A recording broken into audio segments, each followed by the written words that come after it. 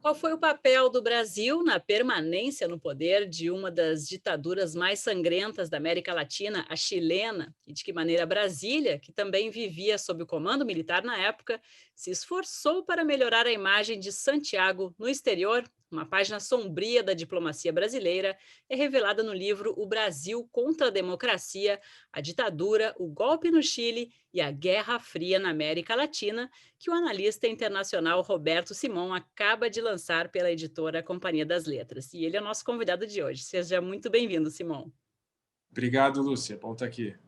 Então, a sua pesquisa durou 7 anos, né, entre Brasil, Chile, Estados Unidos. O livro revela que a atuação do governo brasileiro em relação ao Chile se acentuou ali desde a vitória do socialista Salvador Allende em 1970, quando Médici estava no poder do Brasil e em plena caça aos comunistas na região. Então, Simão, você diria que o Brasil foi uma peça fundamental nos desdobramentos a seguir lá no Chile, seja no golpe, seja no aparelho de repressão de opositores à ditadura chilena que se instalou depois? O livro, no final, com essa longa investigação de vários anos, com base em documentos, vários deles inéditos, de governos do Chile, do Brasil e aqui dos Estados Unidos, ele mostra como o Brasil desempenhou esse papel tanto de oposição ao governo socialista eleito em 1970, sob o comando de Salvador Allende. O Brasil também teve um papel importante no momento do golpe e o Brasil, por fim, também desempenhou um certo protagonismo na ajuda à construção do regime militar chileno. E quando eu falo ajuda à construção, desde o apoio político, diplomático, econômico, mas também apoio na repressão chilena, né? Ajudando a treinar agentes da Polícia Política chilena, a DINA, e muito mais. Uhum. Quer dizer, o papel de protagonista mesmo que nem todos os brasileiros conheciam, né? Na verdade, o livro não diz que sem a ajuda do Brasil não teria havido um golpe no Chile. Na verdade, não há nada que indique isso. O Uhum. que sim o livro mostra, como o Brasil, por exemplo, atuou para identificar militares chilenos que se opunham a Salvador Allende, que poderiam liderar o golpe, criar canais com eles, apoiar eles, ou como o Brasil passou a apoiar grupos de extrema-direita no Chile, um deles o Pátria e Libertad, incluindo abrigando alguns de seus os membros da liderança do Pátria e Libertad. O Brasil desempenhou uma campanha diplomática internacional para isolar o Chile, muito forte na América Latina, lembrando que o Brasil, nos anos 70, a gente estava no auge do milagre econômico, né, quando o Brasil crescia, a taxa de crescimento, o país que mais crescia no mundo, tinha um peso geopolítico grande, e no momento do golpe, o Brasil é o primeiro país a reconhecer a junta militar chilena. Um mês após o golpe, você tem agentes da ditadura brasileira atuando dentro do Estádio Nacional, que era o principal estádio do Chile, que havia sido convertido numa prisão. Você vê todas essas conexões, né, e o que o livro faz, ele conta essa história, né, uma história que partes dela eram relativamente conhecidas, mas o livro explora detalhes, ele tenta entender por que o Brasil fez isso também. Por Uhum. que o Brasil se deu ao trabalho de intervir, ajudar a destruir a mais estável democracia da América do Sul naquela época. O Chile, ao contrário do Brasil e a Argentina, não tinha um histórico de intervenção dos militares na política. O que aconteceu em 1973 foi praticamente inédito. Uhum, uhum. E teve também esse papel, como você mencionou rapidamente, né, de tentar normalizar no exterior o que estava acontecendo no Chile, ou seja, o Itamaraty também assumindo um papel que nem sempre a gente ouviu falar, né? Exato. Na verdade, quer dizer, esse capítulo da participação do Brasil no golpe no Chile, ele sempre foi contado meio que de modo lateral, do ponto de vista diplomático. Era como se a gente tivesse o embaixador anticomunista no Chile e alguns militares da linha dura tivessem se aventurado por lá. O Uhum, que o livro mostra é uma situação completamente diferente. Na verdade, o Itamaraty tinha agências de repressão internas, o Centro de Informações do Exterior, chamado CIEX, a Divisão de Segurança e Informação, cuja missão era monitorar exilados, lutar contra a campanha de denúncia à tortura no Brasil, em pelo menos uma ocasião, informações obtidas pelo Itamaraty através de informantes em Santiago levaram à morte de um exilado que foi capturado no aeroporto de Ezeiza, na Argentina. Então, o livro mostra muito claramente como, na verdade, o Itamaraty era uma parte fundamental no aparato de repressão a brasileiros fora do Brasil, né? E é uma história que vem cada vez mais sendo contada, você tem mais historiadores se debruçando sobre esse papel da chancelaria, e é uma história muito importante de ser contada, porque é com ela que nós aprendemos como evitar que esse tipo de coisa se repita, e tentar entender como, na verdade, a natureza do nosso regime influencia diretamente as nossas relações com o mundo, né?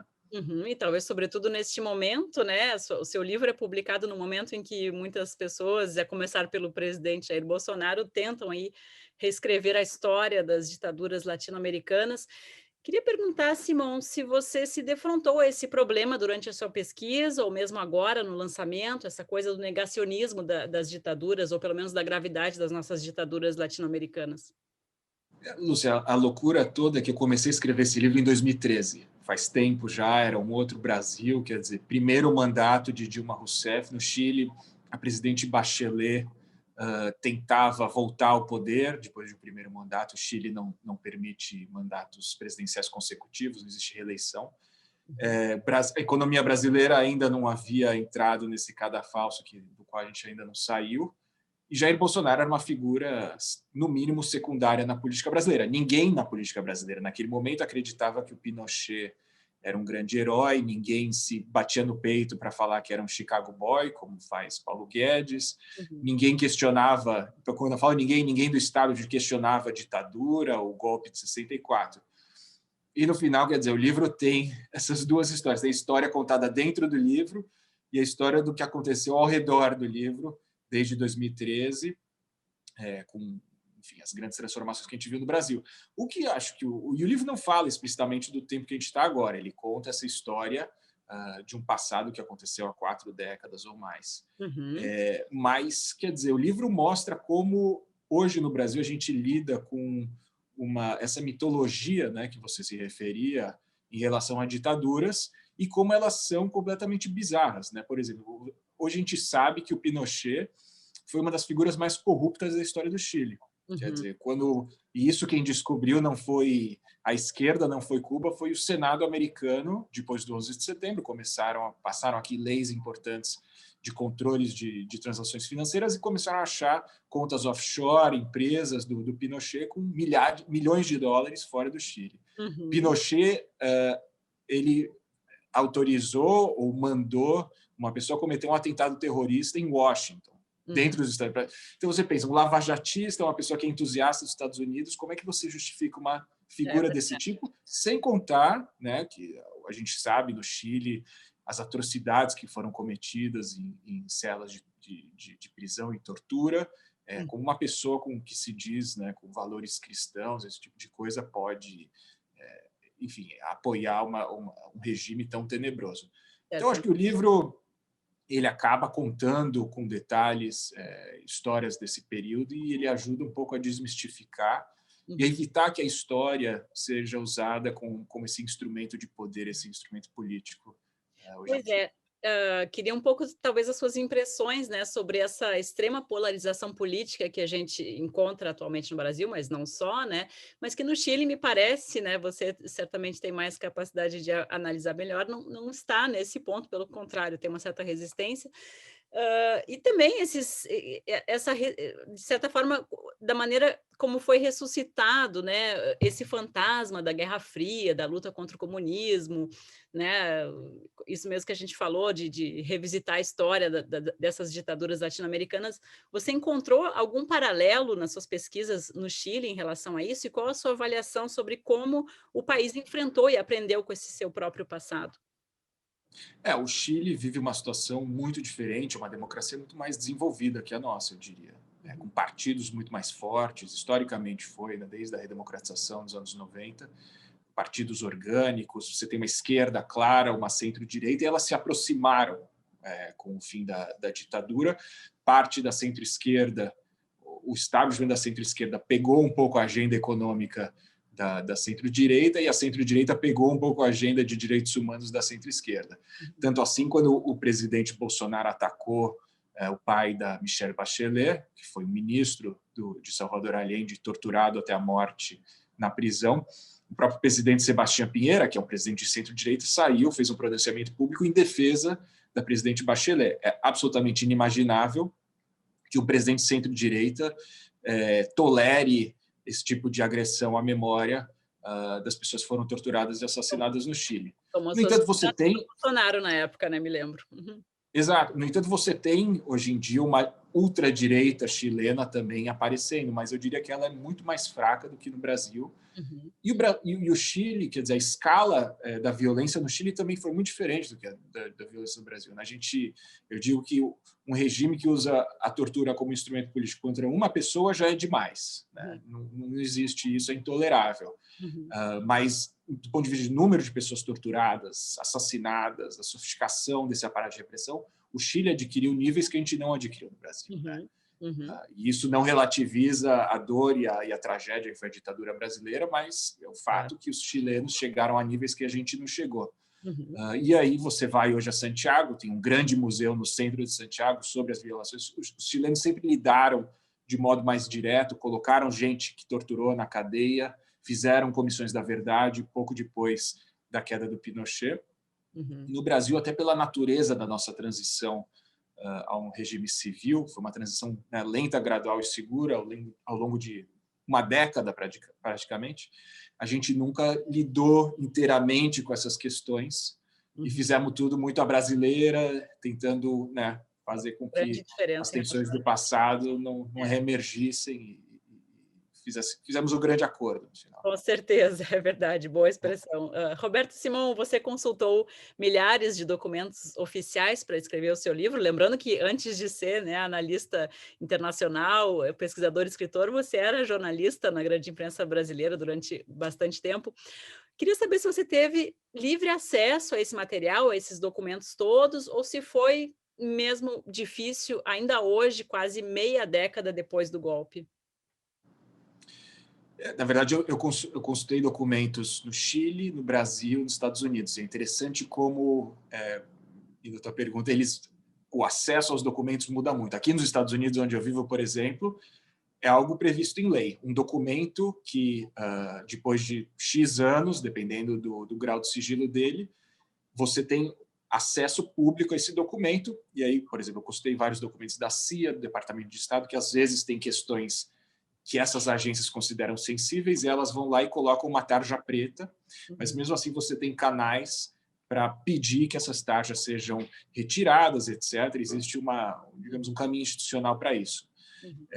Então, nos Estados Unidos o caminho é muito claro, é público e está muita coisa registrada e tudo é preservado, qualquer destruição de documento é crime, e as coisas estão guardadas no Arquivo Nacional e em outros arquivos. No Chile, aconteceu algo interessante. Depois da queda do Pinochet, os chilenos decidiram retirar o sigilo de todos os documentos diplomáticos de segurança que não envolvessem a coisa de litígio de fronteira, coisas muito sensíveis, mas de repressão, tudo foi desclassificado, por assim dizer. Claro que vários documentos desapareceram, né? Documentos militares foram destruídos, etc. E no Brasil a gente vive uma situação muito complicada, porque, do ponto de vista dos documentos militares, muitos deles desapareceram, né? Você tem, por exemplo, as comunicações do adido militar em Santiago, algumas delas estão no Arquivo Nacional e é possível encontrá-las de modo assim, esparsas em vários arquivos. Mas a maior parte do que ele escreveu foi destruído, ou está em algum lugar que não é público, alguém levou para casa. E no Itamaraty, sim, tem muita coisa guardada, e eu tive que brigar por meio da Lei de Acesso à Informação, isso ainda antes do governo Bolsonaro. Não é uma questão do governo Bolsonaro, aliás, se agravou sob o governo Bolsonaro, mas a gente tem problemas desde antes. E é uma pena, porque, na verdade, as pessoas do presente, quer dizer, deveriam ter um interesse direto em solucionar ou expor o que aconteceu, né, para a gente aprender. Elas não têm culpa ou responsabilidade sobre o que aconteceu. Começa que faz bem. Já não é mais tão presente para a gente ter tantas reticências de mexer nesse passado, né? Quase 50 anos já é um tempo considerável, né? Exato, e acho que faz bem para a nossa democracia entender o que precisou acontecer no nosso país para que um cônsul brasileiro ou embaixador dedicasse boa parte do seu tempo tentando vigiar acadêmicos brasileiros ou além não e eles vigiavam não só guerrilheiros, etc, mas pessoas que tinham faziam coisas prosaicas, né? Uhum, Denunciavam a ditadura, mas não era uma ameaça direta uhum, física ao regime, né? uhum. Como é que eles trabalharam tanto com agências de repressão, tão envolvidas na tortura, esse tipo de coisa? Eu acho que para a gente entender os caminhos do futuro, a gente tem que entender muito bem esse passado. Sem dúvida. Então, Muito obrigada. Obrigada, analista internacional Roberto Simon, autor de O Brasil contra a Democracia. Obrigada por participar. obrigado, Lúcio, um abraço.